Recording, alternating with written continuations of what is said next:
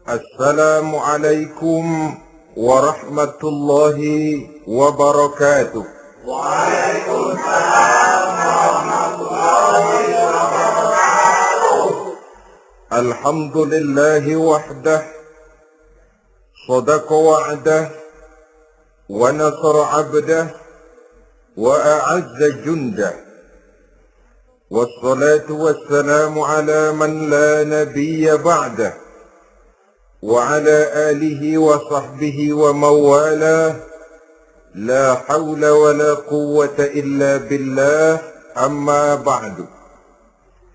Saudara-saudara kaum muslimin rahimakumullah. Seperti kita maklum bahwa Allah Subhanahu wa ta'ala menciptakan manusia dan jin untuk melaksanakan ibadah kepadanya.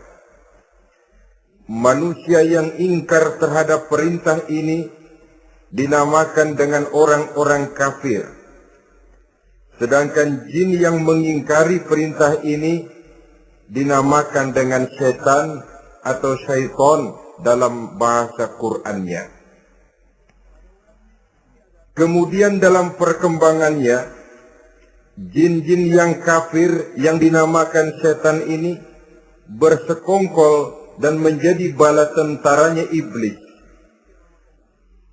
untuk menggelincirkan manusia dengan berbagai macam cara dan jalan dari hal-hal yang diridhoi oleh Allah Subhanahu wa ta'ala. Adapun yang namanya iblis, pada hakikatnya cuma satu saja, yaitu yang ingkar kepada perintah Allah untuk sujud kepada Nabi Adam alaihi salam. Iblis inilah kemudian yang menjadi sesepuh, raja, biang atau dedengkotnya para setan. Seluruhnya akan tunduk kepada komando iblis, akan taat dan setia kepada perintah iblis untuk mencari teman yang sebanyak-banyaknya guna menemani mereka di neraka nanti. Maka mereka pun melakukan satu proklamasi yang bisa kita baca dalam surah Al-A'raf ayat 16 dan 17, di mana iblis dengan tegas menyatakan, qala fa bima aghwaytani la aq'udanna lahum siratakal mustaqim. Wahai Allah, kata iblis, dari sebab engkau telah menghukum saya, dari sebab engkau telah mengusir saya dari surga, maka saya berjanji akan menipu, akan menggelincirkan mereka, Adam dan keturunannya, dari jalanmu yang lurus. Apa jalan yang lurus? Tidak lain Islam ini. Dengan segala cara dan jalan, iblis dan bala tentaranya akan berusaha menggelincirkan manusia dari jalan yang lurus. Caranya bagaimana? Ayat ke-17 menjawab, "Tsumma la'atiyannahum min ba'di aydihim." Akan kami datangi mereka, akan kami goda mereka dari arah sebelah depan. Kalau cara itu tidak kena, wa min khalfihim, kami goda mereka dari sebelah belakang. Andai kata cara itu pun tidak mempan, wa an aimanihim, dari arah sebelah kanan. Kalaupun itu gagal, wa an samailihim, kami akan datang dari arah sebelah kiri. Pendeknya dari 4 penjuru angin, iblis dan seluruh bala tentaranya yang bernama setan belum akan puas sebelum kita tergelincir dari jalan yang lurus yang diridhoi oleh Allah Subhanahu wa ta'ala. Sebagian ahli tafsir menjelaskan bahwa jika iblis menggoda dari arah depan, yang dimaksud dari depan ini adalah dunia. Sehingga manusia menjadikan dunia sebagai tujuan akhir dari seluruh kegiatan hidupnya. Ia pergi pagi, pulang sore, peras keringat, banting tulang, tidak ada yang dikejar kecuali dunia, dan cuma untuk kepentingan dunia. Dunia yang membuat orang berpaling daripada akhirat. dunia yang membuat orang lupa kepada tujuan penciptaannya, maka dunia termasuk perangkap iblis. Apa isi dunia? Biasanya yang lazim itu 3 ta itu. Harta, tahta, wanita.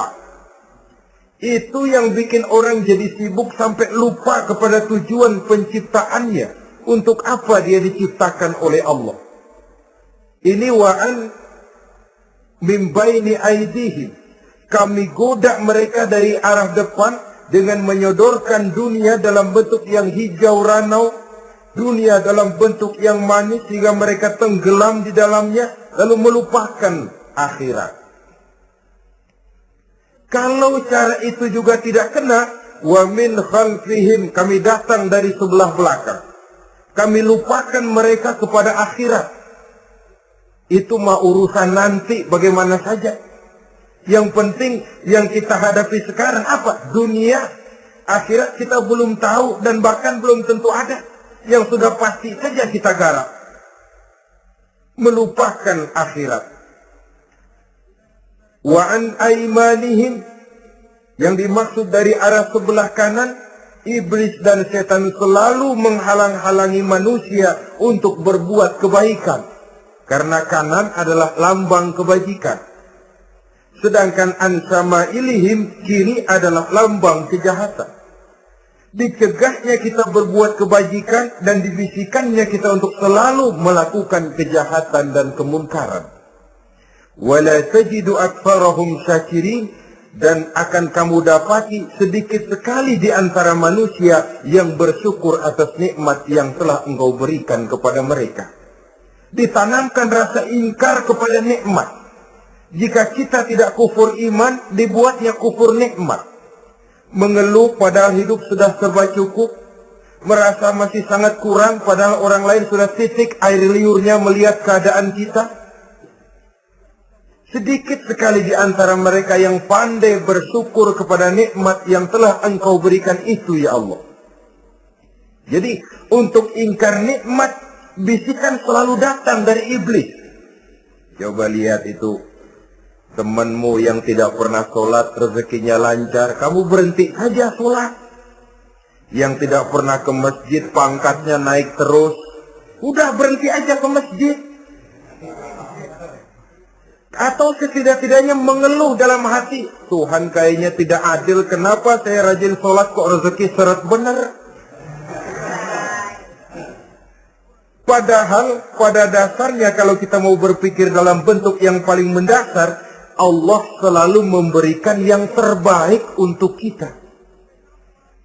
Jika begini keadaan kita, inilah yang terbaik buat kita menurut pertimbangan Allah. Jika kita menuntut lebih lagi, mungkin dengan keadaan yang lebih itu kita bisa tergelincir. Dan Allah lebih tahu itu. Sebagai pencipta manusia, Allah lebih tahu tentang kemungkinan-kemungkinan yang bisa didapat dan dicapai oleh manusia. Bahasa ringannya, rezeki lu segini aja deh, lu jadi rajin sholat. Kalau rezeki lu melebihan jadi orang kaya dikit, nanti ngelihat masjid minggir. Allah selalu memberikan yang terbaik kepada kita. Saudara-saudara kaum muslimin, adapun iblis dan setan sudah menyadari betul bahwa iblis dan setan tempatnya di akhirat nanti jelas neraka. Itu mereka sudah sadari betul. Maka yang mereka kepengen sekarang, bagaimana mencari teman sebanyak-banyaknya untuk menemani mereka di neraka nanti. Nah, inilah yang menyebabkan mereka berjibaku betul. Bahkan ada satu riwayat itu, ada waktu-waktu tertentu di mana para setan ini laporan kepada iblis. Kalau ada yang laporan gagal, bukan main marahnya si iblis ini selaku komandan. Kata setan, Pak, saya gagal menggoda si Fulan karena imannya kuat. Goblok kamu. Dengan apa kamu goda dia? Dengan kedudukan. Dia tidak mau. tempuh dengan jalan lain, barangkali dengan harta. Kalau dengan harta tidak bisa, barangkali dengan wanita. Kalau dengan wanita tidak bisa, tempuh segala macam cara. Dan mereka yang laporannya enak, artinya berhasil menggoda banyak orang-orang beriman, itu kondisinya naik. Bahkan mendapat semacam piagam penghargaan sebagai kadar militan daripada iblis. Nah, mereka berusaha dengan segala macam cara mengumpulkan teman sebanyak-banyaknya. Kalau mereka sendiri sudah tahu pasti, sadar nasib saya di akhirat nanti pasti masuk neraka, diazab dan disiksa oleh Allah. Cuma saya begini ini lantaran ulahnya Nabi Adam dulu. Maka anak-anak cucu Nabi Adam harus menjadi teman-teman saya sebanyak-banyaknya guna menemani saya di dalam neraka. Oleh karena itu, pada kesempatan pertemuan saat ini, kita akan membicarakan siapa sih teman-teman setan itu. Diriwayatkan dari Wahab bin Munabbih bahwa pada satu hari iblis diperintahkan oleh Allah untuk datang kepada baginda Rasulullah sallallahu alaihi wasallam dan menjawab segala pertanyaan yang diajukan oleh baginda Nabi. Datang iblis dalam bentuk orang tua pakai tongkat. Jadi iblis itu bisa malih warna, dia termasuk jenis makhluk halus toh. Seperti halnya jin dan malaikat, itu bisa malih warna sesuai dengan yang mereka kehendaki. Ketika datang, baginda Nabi bertanya, "Man anta?" Siapa kamu? Dia jawab, "Ana iblis." Saya iblis. Jujur. "Limadza ji'ta?" Mau apa kamu datang kemari? Kata baginda Nabi. Dijawab oleh iblis, "Innallaha amaroni an atika wa ujibaka an kulli ma sa'altani." Allah memerintahkan saya untuk datang kepadamu dan menjawab segala pertanyaan yang engkau ajukan kepada saya. Nah, atas pernyataan ini, baginda Rasul kemudian bertanya dengan dua pertanyaan. Pertanyaan pertama, iblis, "Kam ikhwanuka min ummati?" Ada berapa sih teman-temanmu dari golongan umatku? Dari golongan umatku, umat Islam ini. Bukan orang lain. Kalau orang kafir itu sudah jelas. Itu memang CS-nya iblis. Tapi dari umatku, siapa saja yang jadi teman-teman kamu iblis? Menjadi antekmu, menjadi alatmu sejak dari dunia sampai ke neraka nanti. Atas pertanyaan ini iblis menjawab, "Teman-teman saya dari golongan umatmu ya Muhammad, asarun, ada 10 orang. Ada 10 orang yang merupakan teman-teman iblis dari dunia sampai ke neraka." Siapa mereka? Pertama kata iblis, teman saya hakimun jair. Hakim yang curang. Hakim yang tidak adil. Ini bisa dimaklumi. Kenapa? Karena hakim diharapkan adalah produk keadilan. Sehingga orang mengatakan seorang hakim adalah seorang yang meletakkan sebelah kakinya di surga dan sebelah lagi di neraka. Kalau adil dia menghukum, kaki sebelah kanan yang akan menentukannya ke surga. Kalau licik dia menghukum, kaki sebelah kiri yang akan menjerumuskan dia ke dalam neraka. Saudara-saudara kaum muslimin rahimakumullah.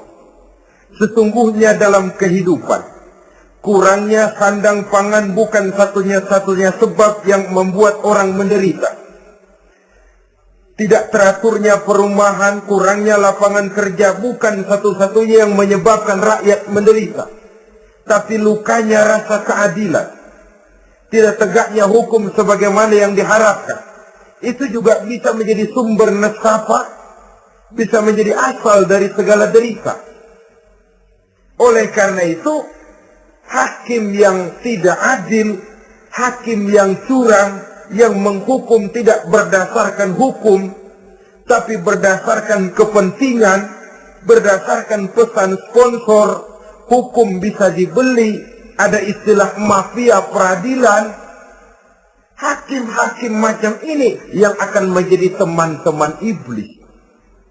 Dan tiap kali palu akan diketuk, iblis sudah bukan main sibuknya. Kekuasaan di tanganmu, hijau katamu, hijau yang akan berlaku, merah kau ketok, merah yang akan jadi keputusan. Orang lain tidak tahu ini kesempatan untuk jadi kaya, ini kesempatan untuk naik pangkat. Manipulir hukum tidak ada yang tahu karena orang banyak yang awam dengan hukum. Saudara-saudara kaum muslimin, kalau hukum sudah bisa dibeli, atau kalau hukum cuma untuk orang-orang kecil saja, ada kelompok-kelompok yang kebal hukum, maka akan timbullah kiamat di masyarakat, di mana yang kuat makin kuat, yang lemah selalu menjadi mangsa. Oleh karenanya, hakim yang serong, hakim yang durjana merupakan teman-teman setan, merupakan teman-teman iblis dari dunia sampai ke neraka nanti. Ini yang pertama. Oleh karenanya, pada dasarnya setiap kita adalah hakim. Untuk keluarga, dalam pergaulan, hendaklah adil di dalam memutuskan segala sesuatu. Lebih-lebih hakim yang memang menjadi pengayom masyarakat. Bukankah lambang para hakim digambarkan dalam bentuk neraca yang berimbang, tidak berat ke kiri, tidak juga berat ke kanan, dalam arti objektif memberikan keputusan sesuai dengan hukum, sehingga masyarakat terlindungi. Dan hakim yang adil secara praktis adalah musuh daripada setan. Dimanapun setan dan iblis paling gak demen sama hakim yang adil. Itu merupakan musuh besar bagi setan. Yang menyalahkan yang salah, membenarkan yang benar. Walaupun yang salah orang besar, yang benar orang kecil. Dan kita memang oleh baginda Nabi diajarkan satu doa. Allahumma arinal haqqa haqqa warzuqna tiba'ah. Ya Allah, perlihatkan kepada kami bahwa yang benar itu benar. Sebab sering kita lihat yang benar jadi tidak benar. Ini memerlukan kekuatan batin. Yang benar tampakkan kepada kami kebenarannya ya Allah. Sebab sekarang banyak ketidakbenaran yang dikamuflase. Banyak ketidakbenaran yang diberikan lipstick. Sehingga kelihatannya menjadi benar.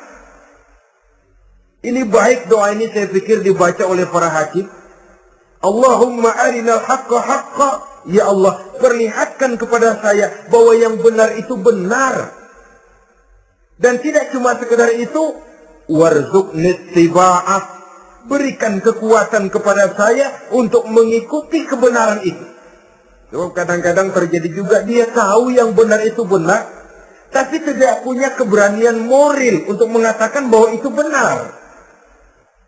Dia tahu itu barang yang hak, tapi tidak terpanggil mengikuti yang hak. Tidak punya kekuatan moral untuk mengikutinya. Lalu doa ini pun disambung. Wa arinal batila batilan warzuqna ijtinabah. Wahai Allah, perlihatkan kepada kami bahwa yang batil adalah batil, bahwa yang salah adalah salah, bahwa yang munkar adalah munkar. Berikan kepada kami kekuatan untuk menjauhi yang munkar, yang batil, yang zalim. Saudara-saudara kaum muslimin rahimakumullah. Kita sering mencaci kaum pelacur sebagai sampah masyarakat. Tapi sadarkah kita bahwa pelacuran di bidang hukum, pelacuran di bidang intelektual, kadang-kadang pelacuran di bidang agama, dalam arti menjual ayat untuk membela yang salah dan menekan yang benar, ini juga tidak kalah bahayanya dengan prostitusi, pelacur-pelacur yang kita anggap sebagai sampah daripada kehidupan masyarakat itu. Oleh karenanya, maka hakim yang adil merupakan musuh utama daripada iblis dan setan. Mereka akan sibuk sekali kalau seorang hakim sudah berketetapan untuk melahirkan keputusan hukum yang seadil-adilnya. Ini yang pertama, teman setan adalah hakim yang nyeleweng, yang tidak adil. Yang kedua, teman saya, kata iblis, ghaniyun mutakabbir, orang kaya yang sombong. Orang kaya sombong itu teman setan. Orang miskin sombong itu lebih teman lagi tuh. Sebab ini sudah kelewatan. Kalau orang kaya sombong barangkali masih lumayan lah, memang kaya. Tapi kalau sudah miskin sombong, minta ampun. Orang kaya yang sombong adalah musuh iblis. Sebab pada hakikatnya tidak ada yang kaya dalam kehidupan ini kalau sudah bercermin kepada apa sih yang kita punya. Nabi Sulaiman karena merasa menguasai antara masyrik dan maghrib, satu hari pernah mohon izin kepada Allah. Ya Allah, saya mohon izin kepadamu untuk memberikan makan kepada seluruh makhluk-makhlukmu sekedar satu hari saja. Baik. Satu hari Nabi Sulaiman mau menjamin menanggung makannya semua makhluk. Karena merasa kaya. Baik, kata Allah. Lalu sibuklah Nabi Sulaiman mengadakan persiapan. Seluruh bala tentaranya, jin, binatang mengumpulkan makanan yang sebanyak-banyaknya, diatur di satu lapangan yang sangat luas. Sebab ini yang mau makan tentu tidak sedikit. Sudah selesai persiapan, kata Allah, sudah selesai Sulaiman? Sudah, ya Allah. Nah, aku mulai dari makhlukku yang paling di bawah. Ikan. Ikan nun dipanggil oleh Allah. Rezekimu hari ini mau ditanggung Sulaiman. Naik, makan. Naik ikan ini. Sekali makan seluruh persiapan habis. Goleng kepala Nabi Sulaiman, beliau sadar lalu sujud, maha kaya engkau ya Allah. Boro-boro nanggung makanan semua makhluk hidup sehari, ikan satu nggak keurusan. Ini baru sekali makan, bagaimana nambahnya? Jadi apa sih yang kita anggap kaya ini? Maka orang kaya yang sombong pada hakikatnya kacang yang lupa akan kulitnya. Tidak ada yang kita bawa pada saat kita terlahir ke alam ini. Sebagaimana juga tidak ada yang kita bawa pada saat kita meninggalkan alam ini. Harta kita akan pindah nama. Sebab itu yang perlu kita jaga pada hakikatnya tidak lain nilai-nilai iman. Sebab ini yang akan kita bawa. Cuma ironinya, karena iman itu abstrak, bukan benda, orang yang kehilangan iman tidak pernah ribut. Sebaliknya karena harta itu materi, benda konkret, orang yang kehilangan harta cepat merasa, cepat ribut. Motor hilang, ribut. Kenapa? Motor itu benda, kelihatan. Duit hilang, ribut. Televisi hilang, ribut. Kenapa? Benda. Tapi kalau iman yang hilang, Pak, kelihatannya tenang-tenang saja, Pak.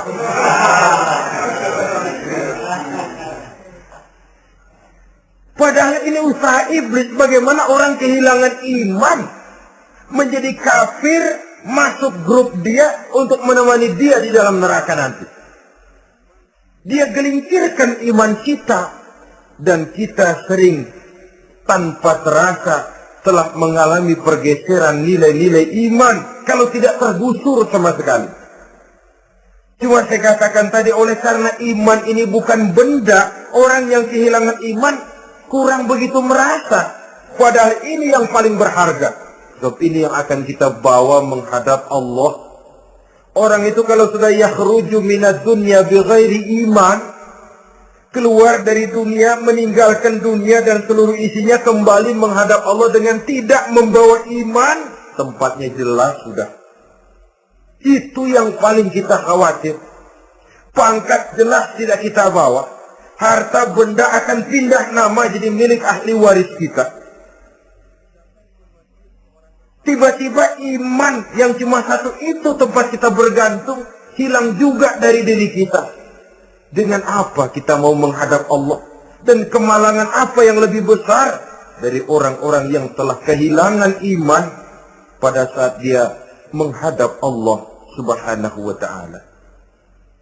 Karena itu, saudara-saudara, terutama yang diberikan amanah berupa harta oleh Allah dalam kehidupan ini, bersyukurlah kalau saudara diberikan kepercayaan oleh Allah untuk menyalurkan rezeki kepada orang lain.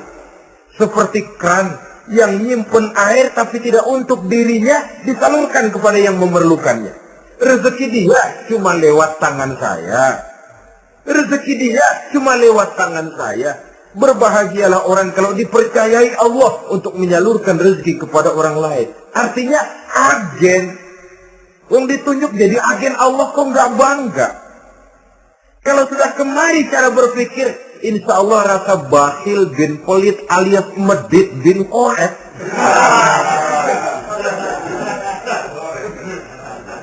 Itu insya Allah nggak ada. Kan kadang kita berpikir, yang nyari duit gue setengah mati, lu datang-datang mau minta aja pala lu. Kan itu toh kadang-kadang cara kita berpikir. Ya boleh jadi lalu terasa berat. Tapi kalau kembali kepada kesadaran, barangkali alhamdulillah rezeki dia cuma lewat tangan saya. Kalau saya nggak ngasih dia, barangkali nggak semudah ini saya dapat rezeki. Allah mudahkan rezeki saya karena saya sering membantu orang-orang yang memang memerlukan. Andai kata saya nggak membantu mereka, belum tentu rezeki selancar ini. Tidak lalu, enak aja. Peras keringat gua banting tulang, pergi pagi pulang sore, lu datang-datang nada aja. Berbahagialah orang jikalau sekali lagi dia dijadikan agen oleh Allah untuk menyalurkan rezeki kepada mereka yang memang memerlukannya. Kalau tidak ke arah itu kita berpikir, yang timbul bakhil. Bakhil lalu bermegah-megah dengan hartanya, timbul kesombongan. Senang melihat orang susah, lalu dia sendiri dengan hartanya cuma to show only. Pameran. Lewat di kampung, senang kalau orang melotot, lihat mobilnya yang serba mengkilap, sepatunya yang serba mahal. Senang kalau, wah, semua gaya hidupnya serba jet set, wah, wah, wah. Senang betul kalau melihat orang sudah serba bengong lihat keadaan dia. Timbul takaburnya, sombongnya, ngenyek kepada yang lain. Maka orang kaya yang sombong, teman iblis, teman setan. Setan senang betul. Sebaliknya secara praktis, orang kaya yang rendah hati adalah musuh iblis. Saudara-saudara kaum muslimin, rahimakumullah. Lain memang. Kalau kita diberikan ilmu, di akhirat nanti pertanyaan cuma satu. Ilmumu kau amalkan untuk apa? Kalau kita diberikan umur panjang, pertanyaan akhirat satu saja. Umurmu kau habiskan di mana? Tapi kalau sudah harta diberikan kepada kita, pertanyaan akhirat dua. Min aina iktasabahu wa fima anfaqahu. Hartamu kau dapat dari mana? Kau belanjakan kemana? Depan belakang ditanya. Yang ketiga, teman iblis itu tajirun kha'in. Pedagang yang berkhianat. Baik kepada sesama teman pedagangnya, karena ingin lebih maju dari yang lain. Terjadi persaingan yang tidak sehat di berbagai bidang bisnis. Ataupun kepada para pembelinya. Dengan mengatakan barang yang baik adalah barang yang tidak baik menjadi baik. Sebab pada dasarnya apabila kaum pengusaha sudah berkhianat akan timbul kegoncangan ekonomi. Dan kegoncangan ekonomi dampaknya adalah melahirkan kelas-kelas kemiskinan. Kemiskinan merupakan satu perangkap iblis. Biasanya orang kalau sudah melarat udah dekat banget sama kafir. Kalau tidak dilatar belakangi oleh nilai iman yang kuat. Udah melarat, udah dekat benar sama kafir. Apalagi iblis ini menggodanya. Pandai dia. Kepada orang miskin dia datang dengan bujukan materi. Kepada yang cukup hartanya dia datang dengan bisikan lain. Pendeknya iblis dan setan itu ibarat tukang joget, dia ngerti betul irama kendang.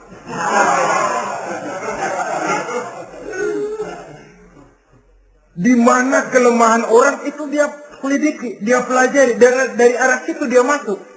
Dan secara strategi perang iblis dan setan ini posisinya memang lebih menguntungkan daripada kita.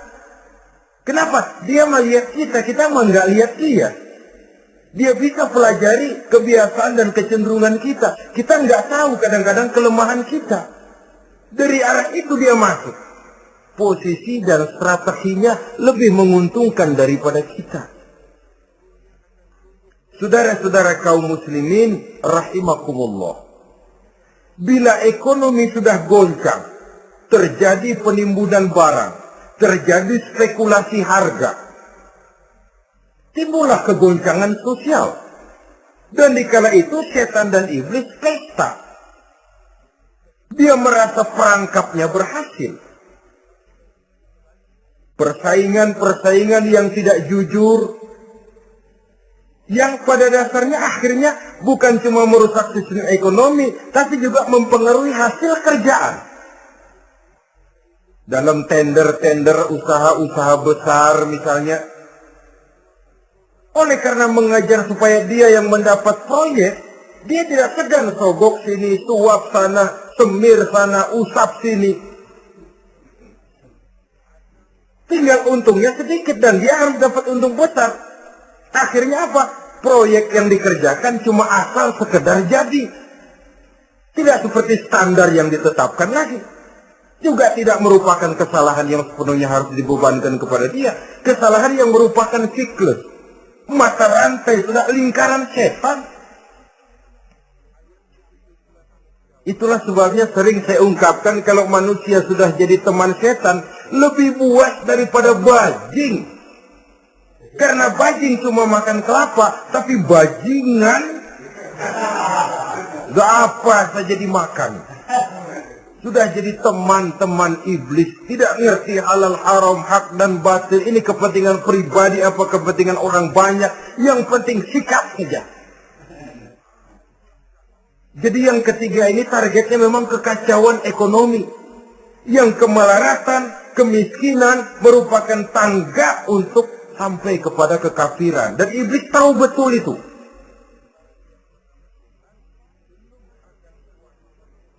Lain misalnya contoh yang diberikan oleh Rasul. Rasul kan pernah dagang di kala remaja itu. Membawa dagangannya Siti Khadijah. Kain. Beliau dagang kain.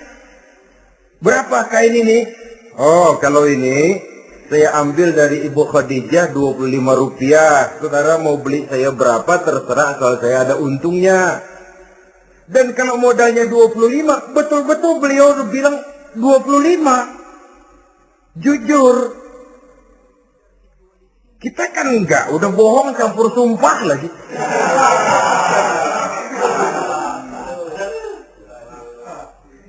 Ini yang ketiga. Yang keempat, teman-teman setan, teman-teman iblis, syaribul khamr. Orang yang minum arak, pemabuk, itu teman setan. Bahkan divonis tidak beriman. Orang yang pada saat meninggal dunia di dalam perutnya itu masih ada khamr. Tidak beriman divonis. Jadi dalam satu pesta di mana disediakan minuman-minuman keras, iblis itu sudah masang perangkap. Dan bila minuman itu dihampiri orang, dia mulai senang, wajahnya berseri-seri. Kalau minuman dituang ke gelas, dia tepuk tangan. Bila minuman mulai mengalir ke tenggorokan, dia jijimprakan iblis. Girang bukan main.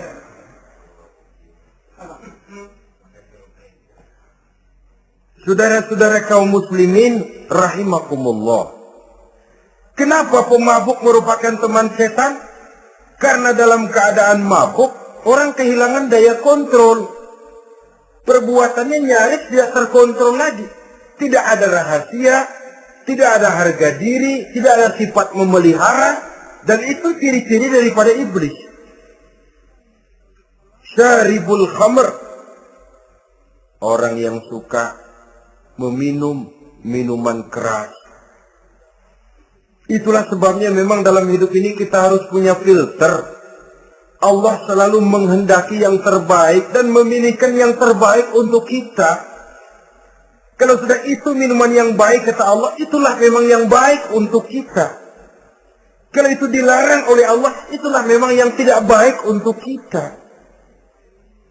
Jadi kalau sudah qat'i dalilnya, nggak usah buang energi menyelidiki apa manfaatnya. Kalau sudah qat'i dilarang, nggak usah buang energi menyelidiki apa bahayanya khamr. Allah tidak akan melarang sesuatu yang mengandung manfaat. Yang dilarang Allah tentu yang membawa mudarat dan bahaya di dalam kehidupan. Bukankah sekarang ini minuman keras sudah merupakan penghias pesta? Merupakan kebanggaan di kalangan remaja? Termasuk dalam kata khamr ini ya morfin, ganja, narkotik, dan yang sejenis dengan itu. Orang sudah merasa bangga kalau sudah fly to the sky. Membumbung ke angkasa, katanya dunia ini luas, lupa segala macam persoalan. Tapi sampai kapan? Sampai kapan orang merasa membumbung? Sampai kapan orang merasa bisa meninggalkan segala persoalan? Sampai mabuknya selesai? Ya kalau gitu mabuk aja terus. Lalu apa artinya kehidupan ini? Mabuk kan nggak ngerugiin orang lain. Kalau saya nyolong kan ngerugiin orang lain. Kalau saya korupsi ngerugiin orang lain. Kalau saya zina jelas ada orang lain yang dirugikan. Tapi minum khamar, siapa yang rugi? Uang-uang saya. Saya beli dengan uang saya, yang minum pun saya. Siapa yang rugi? Saudara, ini pemikiran sepihak namanya. Pertama jelas merugikan diri sendiri. Kesehatan terganggu, pertumbuhan IQ, ya, daya pikir jadi jumud bin beku.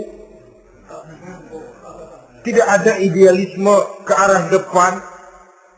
Yang ada ya, yang dipikirkan ya, yang di depan hidungnya saja. Dan konon itu pada mulanya memang orang kan sifatnya cuma ingin tahu. Nyobain ketagihan. Ya, kalau orang tuanya masuk golongan head, mampu. Kalau orang tuanya termasuk ekonomi lemah, sedangkan kecanduan hal yang tidak bisa ditangguhkan. Orang yang sudah kecanduan minuman keras, Sekali dia tidak minum, sudah bukan main rasanya. Orang yang sudah biasa minum ganja, morfin, narkotik, satu kali dia tidak bertemu itu, sudah nggak keruan rasa. Orang tuanya tidak mampu, kenapa lalu nggak ngelamun yang negatif? Ya kalau dia keluarga have, orang tuanya masih ngelarang, dia bisa jual hal lain di rumahnya yang ada harganya. Tip deka itu, video kah itu, mobil kah digade dulu. Kalau di kampung, anak-anak muda yang menengah ke bawah, kenapa nggak ayam orang disamber?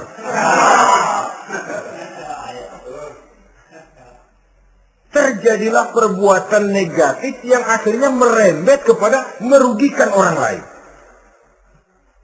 Hakikatnya zahirnya memang pada mulanya hanya merugikan diri sendiri. Tapi lambat laun akan merembet juga kepada merugikan orang lain. Oleh karena itu pantas kalau dalam perjalanan Mi'raj begitu hendak start dari Masjidil Aqsa menghadap Allah, kepada baginda Nabi disodorkan 2 gelas minuman. Segelas susu dan segelas arak. Muhammad, kau ambil salah satu minuman itu, kau minum. Mantap, Nabi mengambil gelas yang isinya susu lalu beliau minum. Selesai minum, kata Jibril, "Saddaqta ya Muhammad, laqad asabtal haq." Kamu benar Muhammad, pilihanmu tepat. Kenapa? Untung saja susu yang kamu minum. Kalau arak yang kamu ambil, kamu pilih dan kamu minum, pasti umatmu bakal pada jadi umat teler semua nanti. Wong Nabi milih susu saja umatnya masih banyak yang teler. Apalagi kalau beliau memilih khamr waktu itu. Tapi ini sekedar simbol bahwa begitulah kita dalam hidup. Saudara, kalau di depan kita ditaruh segelas jamu, segelas sirup, kira-kira pilih mana? Sirup apa jamu? Orang yang berpikir panjang ke depan, dia bakal pilih jamu.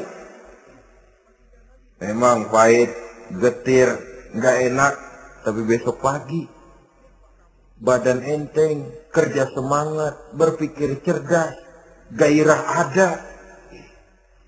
Orang yang pikirannya pendek, ngapain jamu getir nih, sirup nih, manis ini. Dia minum, bukan main manisnya. Besok pagi bibir pada jontor. Begitulah dalam kehidupan ini. Maka hendaknya kita berusaha dengan sekuat kemampuan untuk menghindarkan diri dari minuman keras dan pengaruh-pengaruhnya. Yang kelima, teman iblis itu al-qattad, tukang-tukang fitnah. Itu suling iblis itu. Trompet setan. Sebab apa? Benar kalau Quran mengatakan, Nabi mengatakan al-fitnatu asyaddu minal qatli. Fitnah lebih bahaya dari pembunuhan. Sebab apa? Pembunuhan membunuh orang secara langsung. Fitnah membunuh orang pelan-pelan. Kalau mati mau mendingan cepat daripada pelan-pelan. Pelan-pelan mati, cepat mati, enakan cepat, nggak ngerasain sakit. Fitnah membunuh orang pelan-pelan. Nama baik orang hancur, dicoreng-moreng di tengah masyarakat. Maka tukang-tukang fitnah, teman-teman setan dari dunia sampai ke neraka nanti. Karena fitnah lebih bahaya daripada pembunuhan. Mengada-ada yang tidak ada diada-adakan, fitnah. Melebih-lebih berita semeter jadi 3 meter, yang 2 meter. Ya kalau positif, kalau negatif, fitnah. Memang orang bilang kalau kita nitip duit jangan harap lebih, kurang bisa. Tapi kalau nitip omongan jangan harap kurang, pas saja sudah untung itu. Biasanya lebih, namanya omongan. 1 meter jadi 2 meter, 2 meter jadi 3 meter. Itu sifat dari yang namanya omongan. Kita kirim uang, udah gak bakalan lebih dah. Ini nitip uang sama saya 50.000, tambahin 10.000, langka yang berpikir begitu. Kurang malah bisa. Enak aja nitip, gua kan kemarin pakai ongkos. Hitung transport misalnya. Tapi kalau sudah nitip omongan, pas saja sudah untung loh. Biasanya malah lebih. Fitnah pernah melanda Nabi Zakaria. Fitnah pernah melanda Habil dan Qabil. Fitnah pernah melanda Nabi Ibrahim. Fitnah bahkan pernah melanda kehidupan baginda Rasulullah Sallallahu Alaihi Wasallam. Dalam peristiwa yang lazim kita kenal dengan hadisul ifki, bagaimana gosip pun sempat mengguncang rumah tangga kehidupan baginda Nabi. Sehingga pantas kalau beliau sendiri mengatakan al-fitnatu asyaddu minal qatli. Fitnah itu lebih bahaya daripada pembunuhan, karena fitnah membunuh orang secara pelan-pelan. Saudara-saudara kaum muslimin rahimakumullah. Lidah tidak bertulang. Sohirul jirmi azimul jurmi. Kecil bentuknya tapi besar akibatnya. Kalau kita luka karena silet 2-3 hari boleh sembuh. Tapi luka karena lidah seumur hidup kita ingat. Asal lihat orangnya ingat nih dia nih yang ngomong kagak enak banget, gua tandain dah.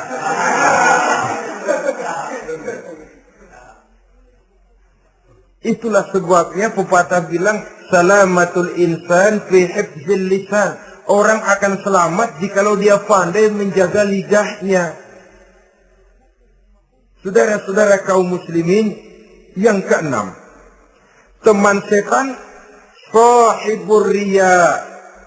Orang yang riya, beramal cuma to show only, supaya ingin dipuji orang, ingin dilihat orang. Riya namanya.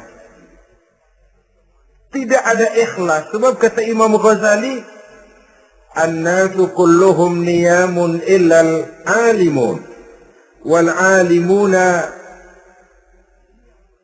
an-nasu kulluhum mauta illal alimun. Wal alimuna niyamun illal amilun. Wal amiluna mughtarruna illal mukhlisun. Manusia itu pada hakikatnya mati kecuali orang alim. Orang alim sekalipun hidup hakikatnya adalah tidur kecuali orang yang mengamalkan ilmunya. Dan orang yang mengamalkan ilmunya banyak yang tertipu kecuali orang yang ikhlas. Tepat ini fatwa Imam Ghazali. Manusia hakikatnya tidur kecuali orang yang alim. Orang yang alim walaupun hidup tapi tidur. Hidup tidur, yang nggak bisa berbuat banyak kecuali orang yang mengamalkan ilmunya. Dan orang yang mengamalkan ilmunya banyak yang tertipu kecuali yang ikhlas. Jadi kalau amal itu adalah jasad, ikhlas itu adalah ruh. Amal tanpa ikhlas patung.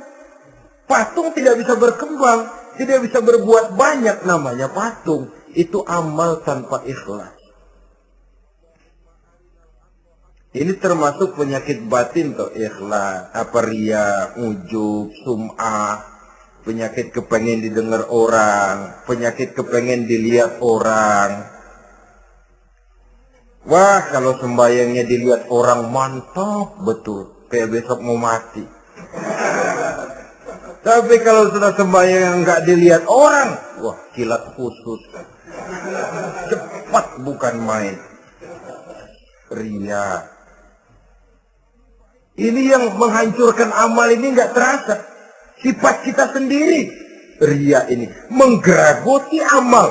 Sebagaimana api menggeragoti kayu bakar. Yang ketujuh. Teman setan akilu malil yatim. Orang yang memakan harta anak yatim. Itu setan senang betul itu. Dia bisikan, kau kan ngurus anak yatim. Kau sudah menanamkan budi kepada mereka. Jadi wajar kalau kau ambil bagian. Mula-mula memang dalam batas yang wajar. Makin lama malah berebut sama yatimnya. Makin kesonoin, yatimnya malah nggak keduman, panitianya yang kenyang. Akilu malil yatim, orang yang memakan harta anak yatim secara zalim, ini merupakan teman setan. Sebaliknya, orang yang melindungi anak yatim, kata Nabi, seperti dua jari ini dengan aku di akhirat nanti. Dekat derajatnya dengan Rasul.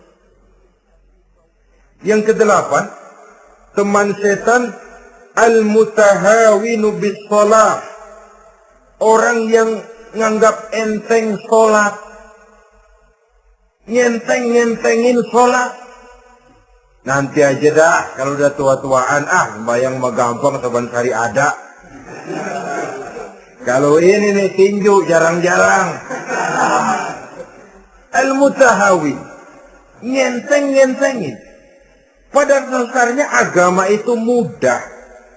Jangan dipersulit, tapi juga jangan dipermudah. Agama itu tidak berat. Jangan diberat-beratin, tapi juga jangan dienteng-entengin. So, yang enteng kalau kita entengin, akhirnya menganggap remeh. Mulanya memang sedikit, makin lama makin banyak, makin bertumpuk. Apalagi kalau sadar kita sholat adalah tiang daripada agama. Bagaimana rumah akan tegak tanpa tiang yang kuat? Bagaimana agama akan tegak dalam diri seseorang kalau sholatnya dia enteng-entengi? Jangankan yang sunnah, yang wajib saja. Kadang-kadang tutup lubang, gali lubang. Padahal itu merupakan tiang pokok. Rumah itu untuk kuat harus ada tiang-tiang tambahan. Tiang tambahan ini ya nawafil, ya rawatib, sholat-sholat sunnah itu. Itu untuk menjaga stabilitas temperatur batin kita kepada Allah. Al-mutahawinu bis-shalah. Jadi kalau sudah masuk waktu, beduk misalnya berbunyi, azan berkumandang, iblis mulai menyebar bala tentaranya. Pasukan, siap.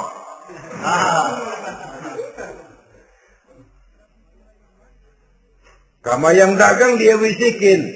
Sudah enaknya lu dagang, gua beli lagi banyak-banyak, sembahyang mah ada besok. Sama yang kerja, jangan ditinggal ini kerjaan, tanggung, sembahyang masih ada besok. Saudara-saudara kaum muslimin rahimakumullah. Andai kata kita berhasil, kita tinggalkan kesibukan, lalu kita pergi sholat, apa iblis diam? Setan tenang? Tidak, masih dia bisiki kita. Iya, kalau mau sembahyang ya sembahyang, nggak cuma buruan udah.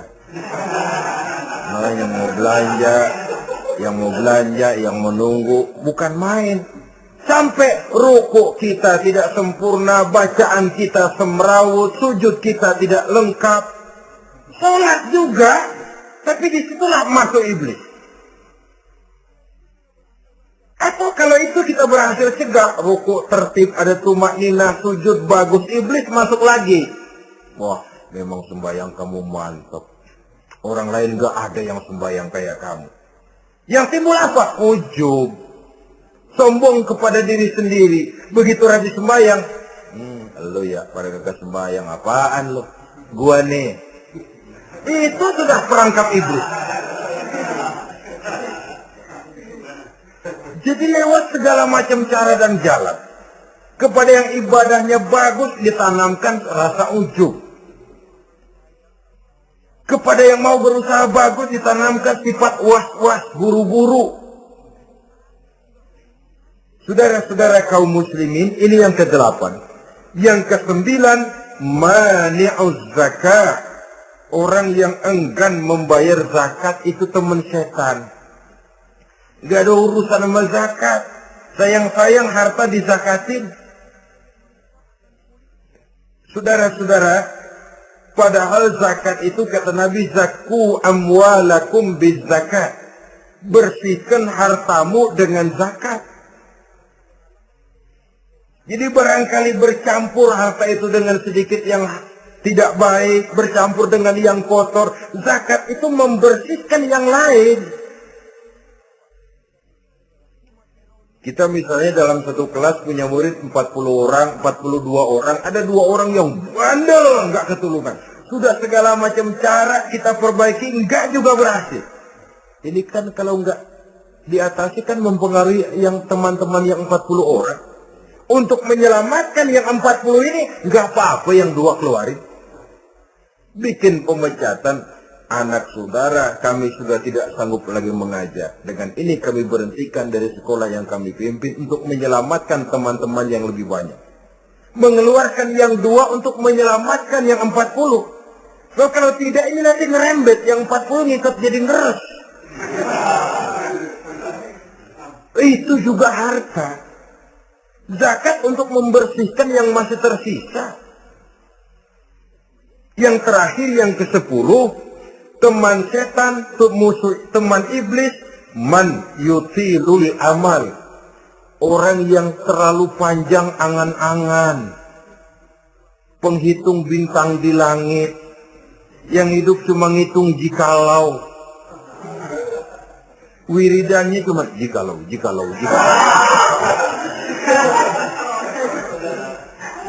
Tidak pernah mau berbuat, cuma angan-angan kelewat panjang. Yang ngelamun kan nggak ada sekolahan, ya siapa juga bisa ngelamun. Orang bukan tidak boleh bercita-cita, bahkan cita-cita yang mendorong kita untuk bergairah dalam kehidupan. Tapi kalau cita-cita tanpa langkah konkret, yang penting kan punya kemauan, lebihnya tawakal, nggak cukup. Pernah datang ke masjid seorang sahabat. Begitu sampai dia turun dari onta langsung menghadap baginda Nabi. Nabi tanya, ontamu udah diikat belum? Belum ya Rasul. Kenapa? Saya tawakal kepada Allah. Itu orang diomelin sama Nabi. Ikat dulu, habis itu baru tawakal. Betul toh? Ikat dulu tuh onta, lebihnya baru tawakal. Kalau udah diikat masih lari juga, itu tawakal. Lah belum diikat udah tawakal. Orang yang terlalu panjang angan-angan, yang akhirnya kalau tidak merusak cara berpikirnya, akan mendorong dia kepada perbuatan yang negatif untuk mewujudkan angan-angannya itu. Macam misalnya ya, pakaian kepengen bagus, harta mau banyak, usaha ogah, kerja capek sedikit tidak mau, kepengen seperti orang-orang, lalu ngelamun. Kalau tidak jadi gila, ya merusak perbuatannya. Kan berapa banyak orang yang kepengen kaya gagal lalu jadi sableng. Kertas koran ditumpukin, dikantongin, dikira gepokan duit. Hawanya duit udah banyak aja. Tulul amal, terlalu panjang angan-angan.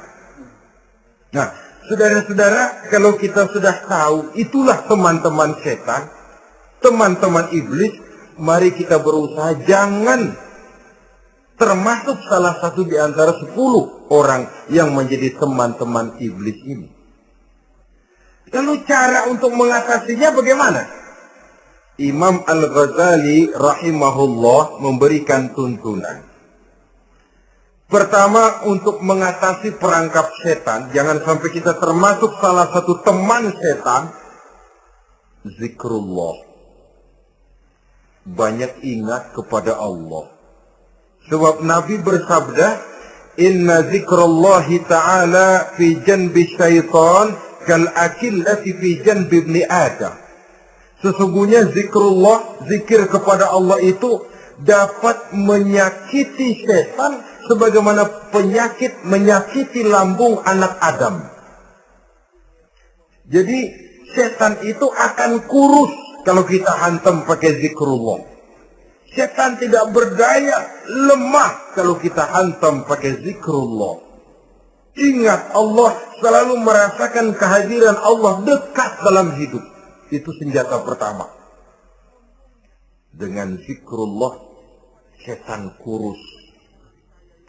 Kalau udah kurus, dia lemas. Nggak berdaya ngadepin kita. Tapi kalau nafsu yang kita ikutin, kita umpanin tuh setan. Lah gemuk. Begitu gemuk, makin berleluasa dia ngutak-ngatik kita. Yang kedua, jangan mendekati tempat maksiat. Sebab man hama haulal hima yusiku ayyaqa fi. Orang yang main di pinggir kali ditakutin kecebur di kali. Jangan mendekati tempat yang cenderung membawa kita ke tempat maksiat.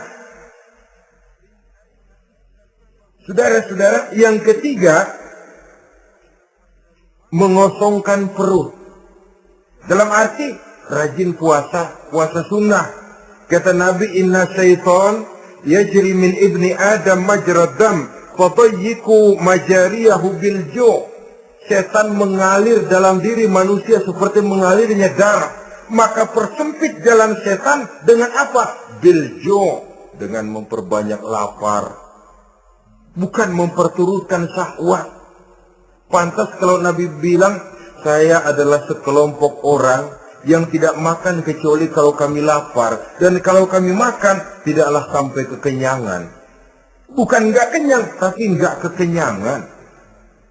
Yang terakhir kata Imam Ghazali, hendaknya kita selalu ingat bahwa tujuan iblis dan setan adalah menjerumuskan manusia. Menyengsarakan manusia. Supaya kita menjadi teman mereka di neraka nanti. Kalau ingat itu, insya Allah kita bisa mengerem diri. Nah, inilah saja yang dapat kita sampaikan pada pertemuan kali ini. Mudah-mudahan ada manfaatnya. Terima kasih dan mohon maaf. Usikum wa nafsi bitaqwallah. Wassalamualaikum warahmatullahi wabarakatuh. Waalaikumsalam.